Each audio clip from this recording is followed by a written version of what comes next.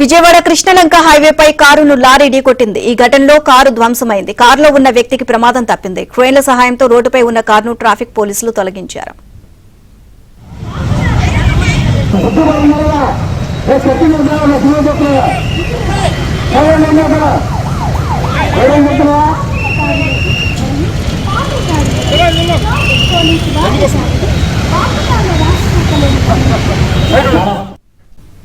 విజయవాడ కృష్ణలంక హైవేపై కారును లారీ ఢీకొట్టింది. ఈ ఘటనలో కారు ధ్వంసమైంది. కారులో ఉన్న వ్యక్తికి ప్రమాదం తప్పింది. క్రేన్ల సహాయంతో రోడ్డుపై ఉన్న కారును ట్రాఫిక్ పోలీసులు తొలగించారు.